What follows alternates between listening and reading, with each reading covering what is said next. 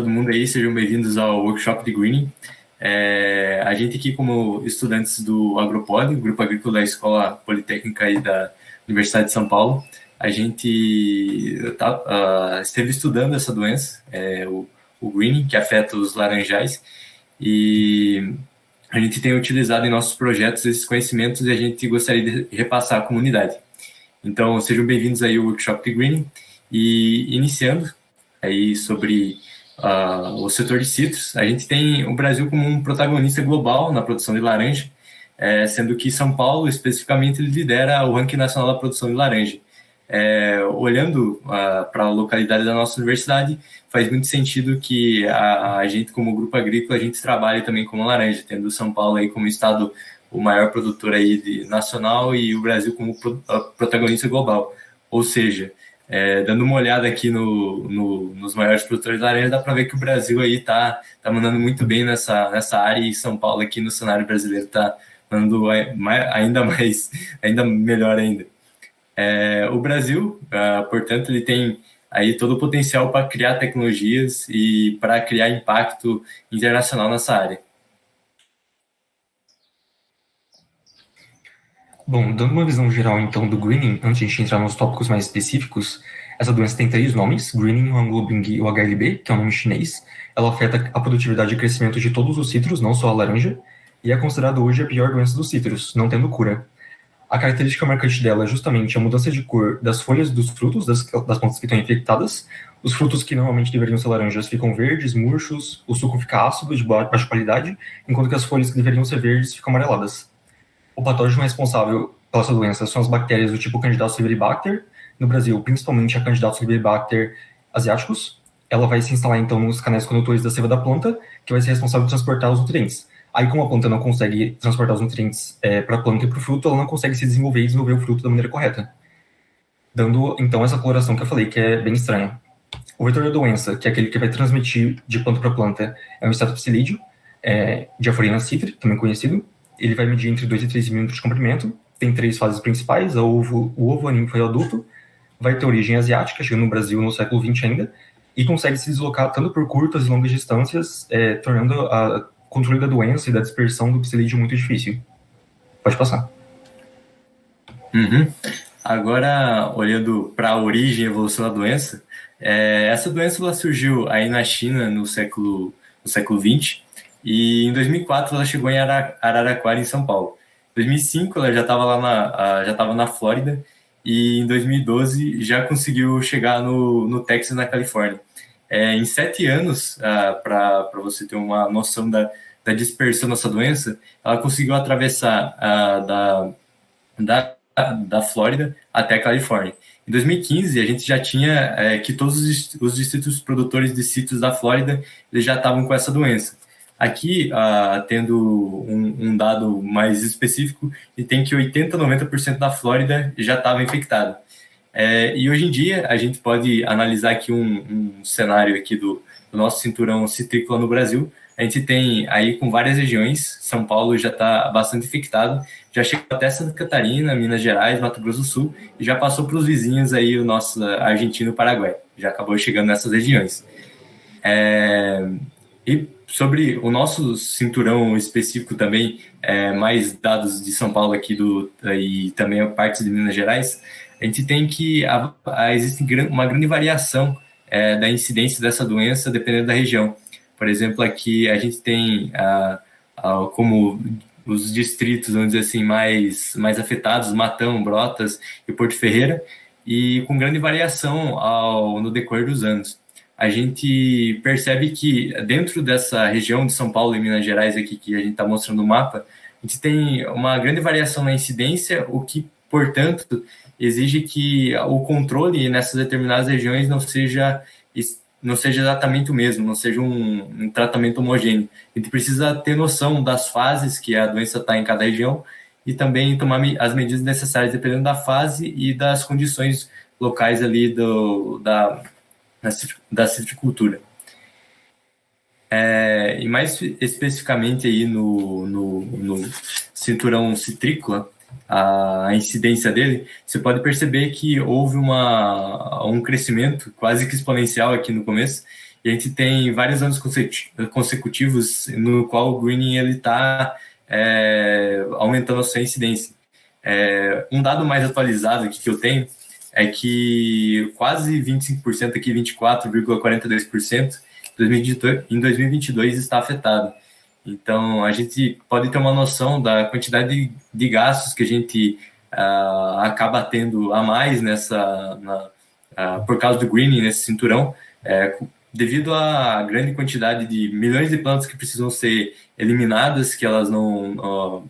que para você fazer o controle da doença, você precisa eliminar algumas plantas. Então, todos esses gastos com essa grande incidência pela eliminação e também pela diminuição aí da qualidade do suco e da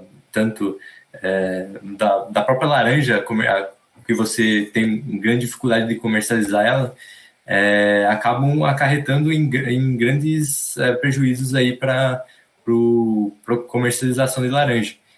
E é isso que a gente vê aqui nas perdas econômicas. A gente tem que o setor de citros, que em 2020, aí, esse dado, a gente tem que tinha 33 mil pessoas, postos de trabalho que estavam nesse setor e que, querendo ou não, por causa do greening, todos esses empregos aí, a grande maioria aí no estado de São Paulo, eles são afetados, com certeza. A gente tem, como eu mencionei, o gasto constante com inseticida e também com a renovação dos pomares, com as plantas que você precisa eliminar, e com a perda de competitividade, e as vendas também caem dos frutos e causando grandes prejuízos aí para os produtores. Uma outra questão, aí um dado para ressaltar essa grande dificuldade que a gente tem por causa do greening, na Flórida o custo de produção ele aumentou 85%. Então, pessoal que, vamos dizer lá, nos anos 2000, produzindo 220 milhões de caixas, e agora com 68,5 milhões, em 2016, 2017, esse dado está um pouquinho antigo, mas o pessoal está gastando aí 85% a mais para produzir a mesma laranja e a mesma quantidade de caixas. Bom, então vocês entenderam um pouco do panorama da citricultura do mundo, do Brasil, e o impacto dessa doença. Então agora a gente vai passar para a parte mais técnica, entendendo o ciclo da doença e do psilídeo. O ciclo de desenvolvimento do psilídeo consiste em 3 fases principais: o ovo, a ninfa e o adulto, igual a gente falou lá atrás. O ovo tem em torno de 0,3 milímetros de comprimento, então ele é bem pequeno, bem difícil de ser identificado, ele é amarelado. As ninfas vão ter 5 fases, que são chamadas de instares, e também é amarelado em todas elas, adquirindo a cor marrom na quinta instar. Nas condições que estão colocadas aqui, que é a primavera e verão de São Paulo, que são condições mais favoráveis para a reprodução do psilídeo, demora em torno de 14 a 19 dias para um psilídeo passar de ovo a adulto. No entanto, esse valor vai variar de acordo com a temperatura e a umidade, podendo chegar até 40 dias no inverno. Isso vai ser importante, entender o ciclo da doença, para o produtor saber, por exemplo, em que frequência ele vai ter que pulverizar a sua fazenda. Então, se ele estiver numa estação do ano que é mais favorável à dispersão do greening, então ele tem que pulverizar com mais frequência, e se ele estiver, por exemplo, no inverno, nem tanto. É importante ressaltar também que essas condições climáticas não variam só em estação em estação do ano, né? Ela varia também dentro do cinturão centrícola. Então, dependendo de onde você estiver, em que estação do ano você estiver também, a medidas de prevenção e combate do greening vão variar. Os 2 dados também são importantes, que o psilídeo tem uma longevidade de em torno de 3 a 4 meses, e que a fêmea tem capacidade de colocar até 800 ovos. Ela vai ter preferência para colocar esses ovos em brotações, que são as plantas mais jovens, mas nas folhas adultas ela vai colocar na face inferior das folhas. Essa armadilha que vocês estão vendo do lado é uma armadilha chamada armadilha amarela adesiva. Ela serve para você conseguir capturar os psilídeos, e ela pode ter algumas modificações, como, por exemplo, ser verde, que é menos eficaz para captura do psilídeo. Ela pode ter um cheiro cítrico para atrair mais o inseto, e também tem geometria diferente, como se fosse uma cabaninha, que também é mais eficaz para capturar o inseto. Essa armadilha, ela não tem em si a intenção de reduzir a população de psilídeo. Quem vai fazer isso é o inseticida. Mas, na verdade, ela vai fornecer dados para você sobre qual é a incidência de greening dentro da sua fazenda, e também em que região do pomar está sendo mais afetada. Você pode passar. Falando, então, sobre como o psilídeo... Opa, pode perguntar. A armadilha em formato de cabaninha ela é mais eficaz para pegar inseto? Sim, existe um estudo, acho que brasileiro, inclusive, que eles veem quantos insetos eles conseguem capturar se for numa geometria triangular, que é como se fosse um triângulo estendido mesmo, ou uma armadilha reta, assim, né, plana. E eles veem que a em formato de cabana tem mais capacidade de capturar. Eu não saberia explicar por quê. Beleza. Falando então de como o psilídeo se comporta, a gente sabe que ele é um animal diurno, ele vai ter um voo preferencial entre 2 e 4 horas da tarde, isso vai ser importante para você determinar qual tipo de inseticida você vai aplicar. Eu chamo aqui a atenção para um inseticida chamado de sistêmico, que é um inseticida que você consegue colocar perto da raiz da planta, e a planta é capaz de absorver esse inseticida, e os indivíduos que forem ali se alimentar da seiva nos dias seguintes da aplicação, eles também sofrem efeito de inseticida, você não precisa aplicar ele enquanto o inseto está na planta. Além disso, o psilídeo vai ter preferência de se reproduzir e alimentar em mutações novas, e a eficiência de transmissão da doença vai ser muito maior se o psilídeo se infectar enquanto ninfa do que enquanto adulto. Também é importante ressaltar que os produtos químicos que você aplica não vão ter ação sobre os ovos. Por isso que é importante você não deixar o psilídeo fechar o ciclo de desenvolvimento dele. Você matar ele enquanto ele não bota os ovos dele. Nessa imagem mais de baixo, você consegue ver o fenômeno chamado efeito de borda, que é basicamente que cerca de 80% dos psilídeos que migram de áreas externas para dentro da fazenda param nos primeiros 100 metros da propriedade. Então, o psilídeo que tem fonte externa, ele tende a ficar na borda da propriedade.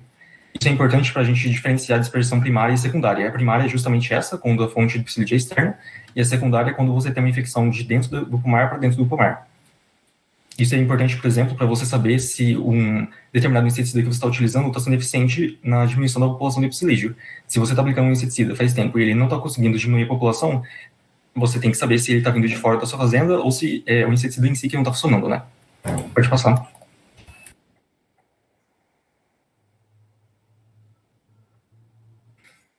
Comentando também das condições climáticas que vão ser favoráveis para a dispersão e reprodução do psilídeo, a gente sabe que as chuvas vão estimular as brotações, e como a gente acabou de falar, elas vão servir de reprodução e alimentação do psilídeo, então elas vão ser favoráveis para aumentar a população desse inseto, e também elas vão ter efeito de enxaguar, entre aspas, os produtos químicos que são colocados, aqueles que não são sistêmicos.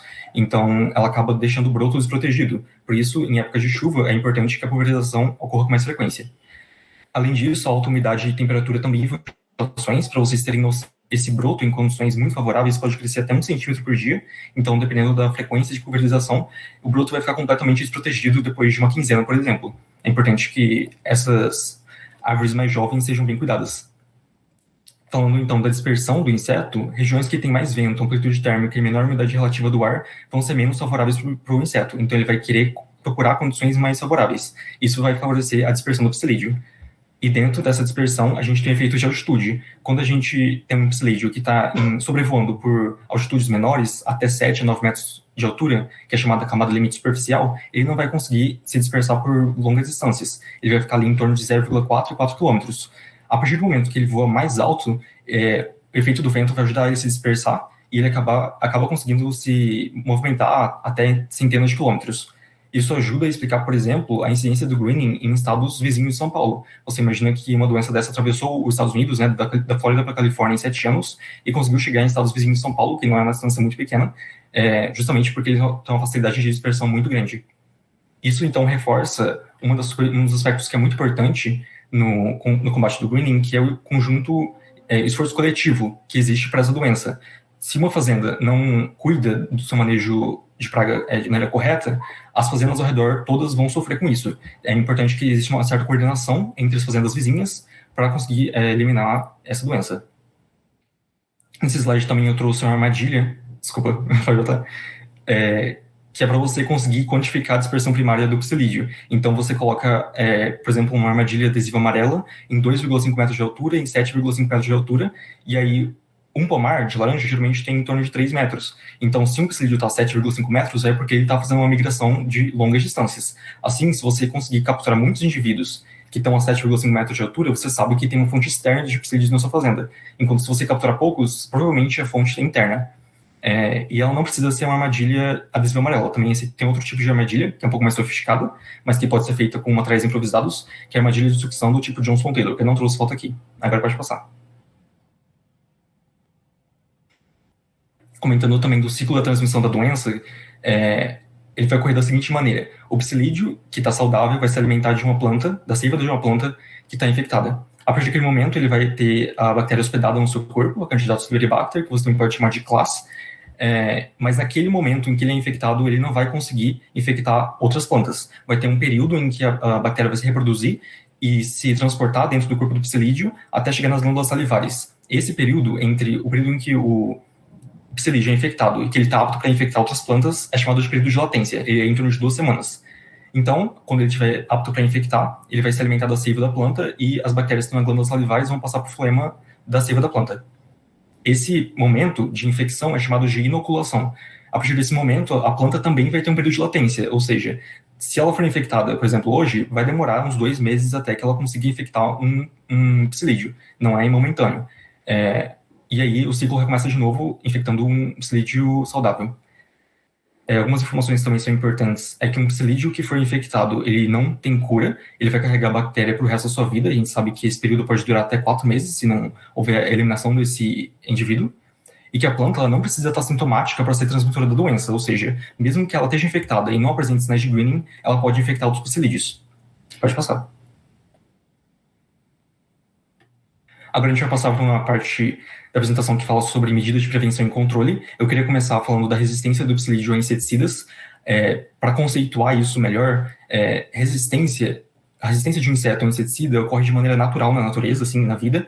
É uma herança hereditária que alguns indivíduos têm. Esses indivíduos são chamados de resistentes. Então, toda vez que você aplica o inseticida numa população, aqueles indivíduos chamados de suscetíveis vão morrer e os resistentes vão continuar vivos. E isso vai sendo feito de maneira sucessiva até que esses indivíduos vão se reproduzir, aumentar em população, e uma grande proporção dos indivíduos, dos insetos, vão ser resistentes, e o inseticida não vai ser mais eficaz. Eu também queria chamar a atenção para um conceito de modo de ação. Então a gente sabe, isso não é muito comentado, mas cada inseticida vai agir de maneira muito específica no inseto. Ele não é simplesmente você atacar veneno e ver quem vive e quem morre. Assim, existem locais e mecanismos muito específicos onde o inseticida vai atacar para matar o inseto.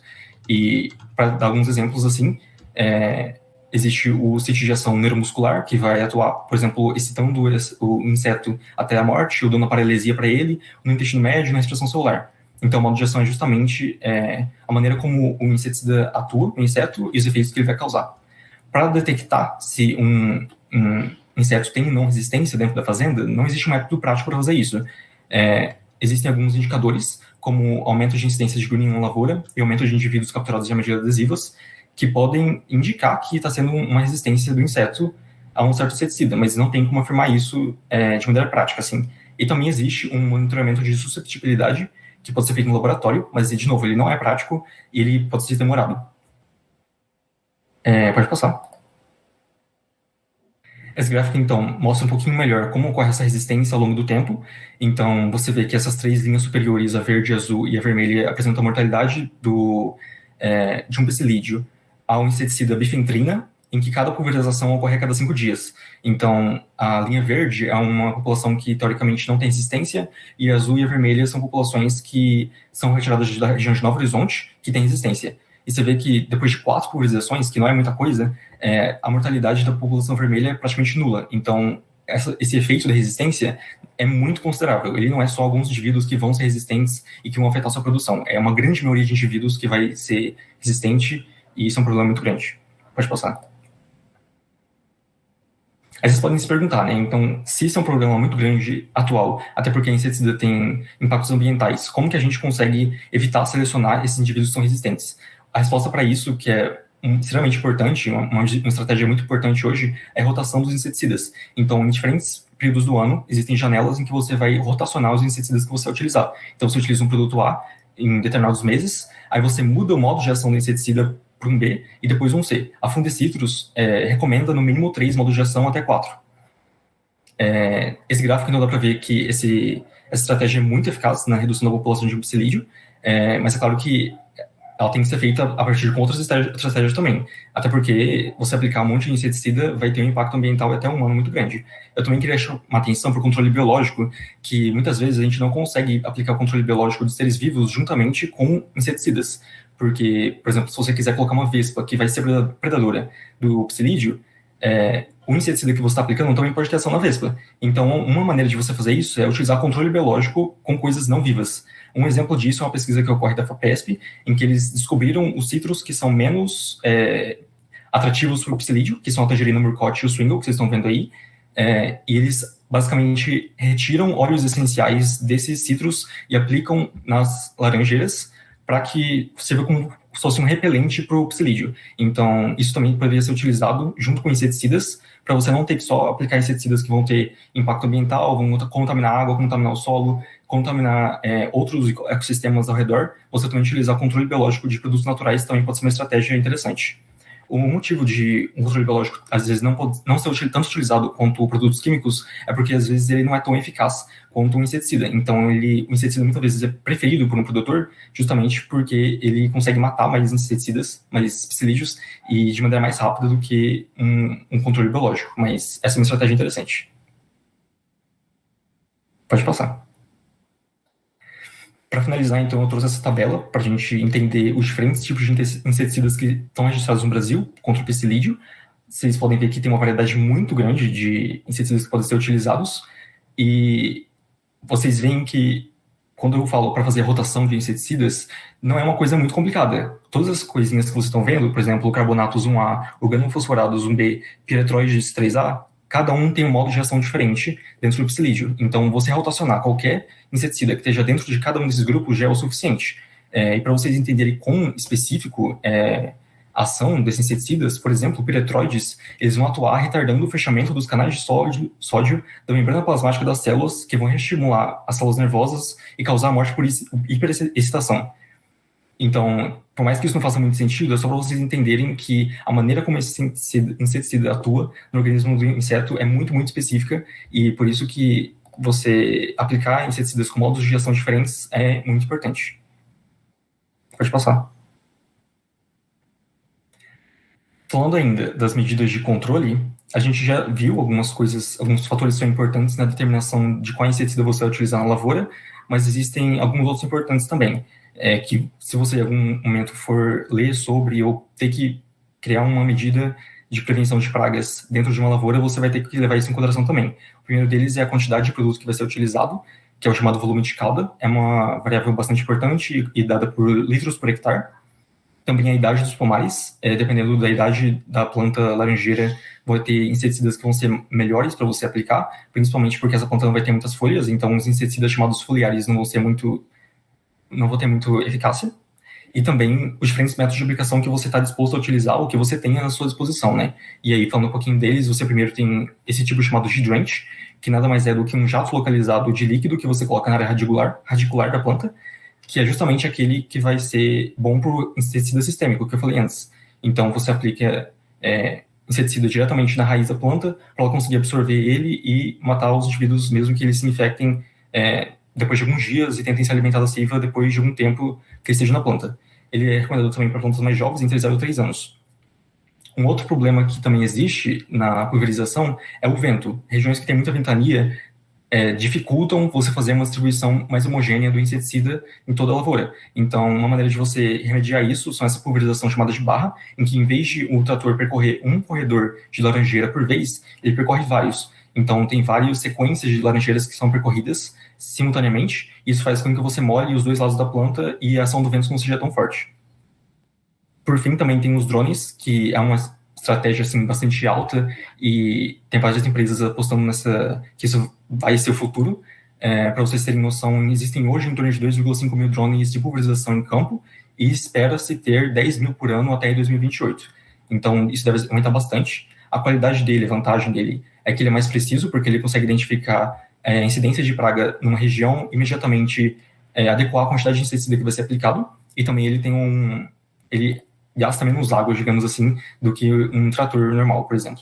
E por fim, eu também queria comentar do pé hidrossolúvel. Ele é utilizado para você entender melhor como está sendo a qualidade de pulverização. Então você pode, por exemplo, colocar ele em diferentes alturas da laranjeira e, por exemplo, você entender se regiões mais altas ou regiões mais centrais que não estão tendo muito bem a ação de pulverização estão tendo problema com greening ou não, né? E a maneira como ele funciona é que ele é um papel amarelo e toda vez que um líquido respinga nele, o local onde o pingo ocorreu, ele fica azul. Então você também consegue entender o tamanho da gota, se ela está sendo muito grande ou pequena, e a distribuição dela em todo o papel. Pode passar. E para finalizar, eu também queria trazer como é feito o controle de borda, uma estratégia que existe hoje, caso vocês tenham que lidar com isso no futuro. Basicamente, existe uma estratégia chamada push-pull, que em português seria empurra-puxa, e ela consiste em você tem dois tipos de plantios. Um plantio isca, que vai basicamente ser tratado para sempre estar em brotação. Como a gente viu, brotação é mais atraente para o psilídeo, para reprodução, alimentação, ele vai querer ficar naquela região. E logo em seguida você coloca uma quantidade, uma sequência de plantas que vão ser tratadas com caulin. Caulin é um minério branco que vai camuflar o verde das folhas. Então, o psilídeo não vai ser tão atraído para esse plantio. Então, você coloca, a estratégia consiste em você colocar esse plantio que é atraente logo antes do plantio que é repelente na borda da propriedade, e dentro desse corredor que você cria, você meio que encurrala o psilídeo, por isso a estratégia se chama push-pull, e logo em seguida você faz um tratamento mais agressivo com inseticidas, tanto em frequência quanto em quantidade. E falando um pouquinho, assim, além disso, isso é importante para o produtor ter mais controle sobre o tipo de dispersão que está ocorrendo. Às vezes ele não vai ter controle sobre o que está acontecendo nas fazendas vizinhas, se ela tem incidência muito grande de greening. Então, isso ajuda ele a controlar um pouco os insetos que estão vindo de outras propriedades, e também é uma estratégia que pode ser aplicada no meio da plantação, não precisa ser só na borda, mas ela ocorre de maneira diferente e tem que ser por uma pessoa que conhece o que está fazendo. Alguns cuidados em relação a isso: primeiro, em relação aos pesticidas, caso você não tenha um controle rigoroso de como está sendo a aplicação da pulverização por lá, você pode ter exatamente o efeito inverso, aumento da população de psilídeos, então isso tem que ser feito de maneira muito rigorosa. E também, um outro problema que ocorre é que as plantas que são tratadas com caulin, se o caulin não tiver um grão fino o suficiente, ela acaba bloqueando o estômago da folha, que vai ser responsável por fazer as trocas gasosas e pela fotossíntese. Então a planta ela não consegue crescer da maneira que ela deveria crescer se você aplicar um caulin com um grão muito grosso. Pode passar, agora acho que é a vez do Tataki. Bom, eu vou falar sobre os métodos alternativos de combate ou prevenção do greening, ou seja, métodos diferentes do controle químico, né? Teve alguns pesquisadores da UFSCar que, junto com a Embrapa, desenvolveram um óculos com filtro que facilita a detecção do greening pelas folhas, sabe? Como é que eles usam isso? Os inspetores, eles percorrem os pomares, normalmente com tratores, né? E quando eles avistam uma árvore que pode ter a doença greening, eles param e analisam a folha daquela árvore, sabe?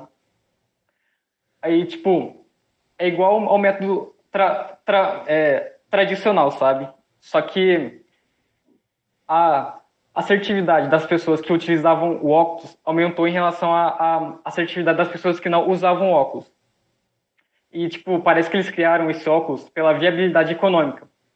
Mas, dentre as opções que eles analisaram, uma delas era desenvolver uma lente de câmera e colocar essa câmera com a lente em um drone. Aí, com esse drone, eles conseguiriam percorrer o pomar inteiro. Isso ia ser uma maneira bem eficiente de, recolher as informações sobre esse lote, só que, mas devido à quantidade de informação, teria que ser treinada uma equipe para poder analisar as imagens ou os vídeos, né? Ou também fazer algum software que faz análise de imagem para poder filtrar, utilizando o OpenCV, etc.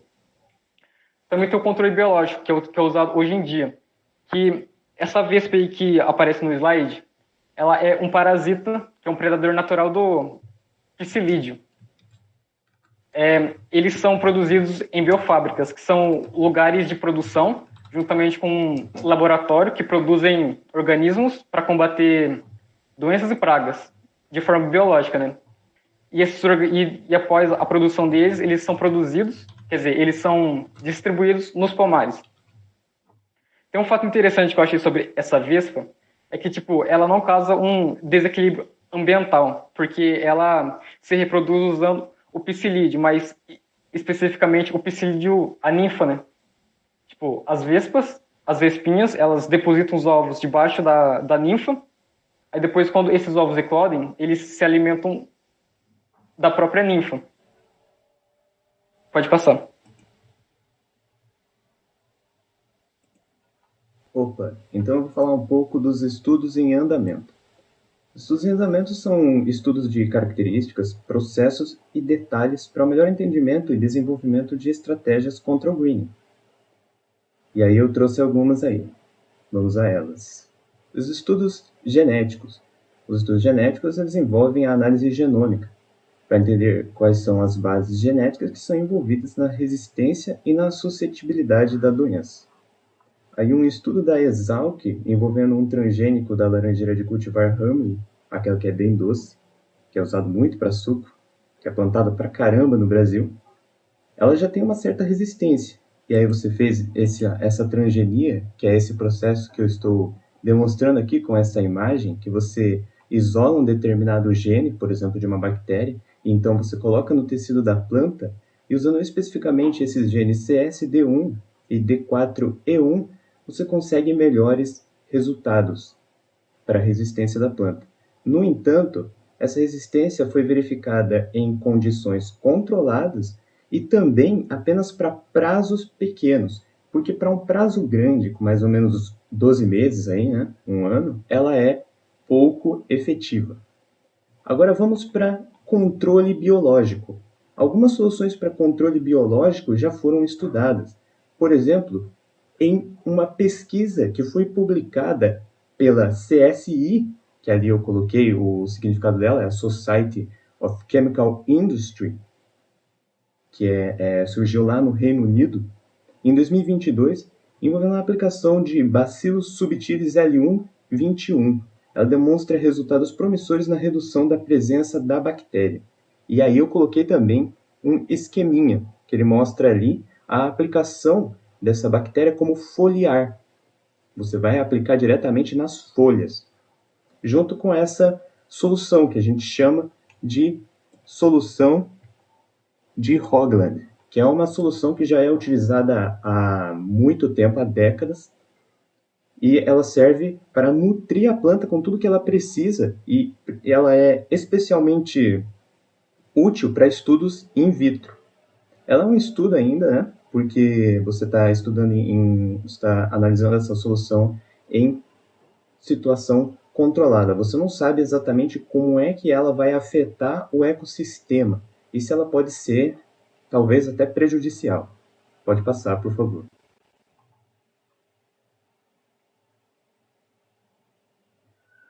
Estudos de modelos matemáticos. São os estudos de modelagem. Nesse sentido, eu trouxe o exemplo da Ana Paula Diniz Marques. Num estudo, como parte da sua dissertação de mestrado na Unicamp, ela realizou uma pesquisa com abordagem de modelo baseado em indivíduos. Ela considera alguns fatores como distribuição espacial das plantas, produtividade e idade da planta para analisar como é a dinâmica da infestação da praga e os seus efeitos. Mas para que serve esse estudo, né? Ela oferece uma ferramenta para que o produtor possa avaliar a situação do seu pomar infectado, para poder fazer previsão para o futuro da sua plantação, estimar lucros e também prejuízos. É para estudar o efeito dessa infecção no seu pomar e poder prever mesmo a situação. Por fim, temos estudos de nutrição. É importante você verificar se existe alguma nutrição possível para você dar para sua planta durante a infecção ou antes que retorne ela mais resistente e que cause menos prejuízo na sua plantação de alguma forma. Só que, no entanto, um estudo de 3 anos realizado pela Fundecitrus, comparou a influência de diversos programas nutricionais nas laranjeiras e concluiu que a aplicação não trouxe benefício algum. Ela apenas elevou o custo da produção. Então ela concluiu que, por enquanto, realmente fazer o controle do inseto e meter um inseticida é a melhor solução que a gente tem por enquanto. É isso.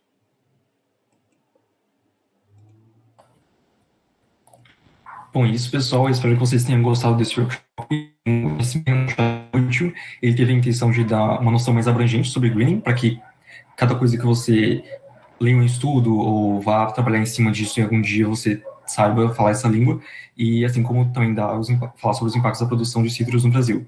Se vocês entenderam o que foi dito aqui na apresentação, então com certeza vocês vão conseguir traduzir o que esse especialista está falando para vocês aí. E se ninguém tiver dúvida agora, a gente vai passar para um Kahoot com algumas perguntas da apresentação para vocês verem se vocês realmente reteram o conteúdo.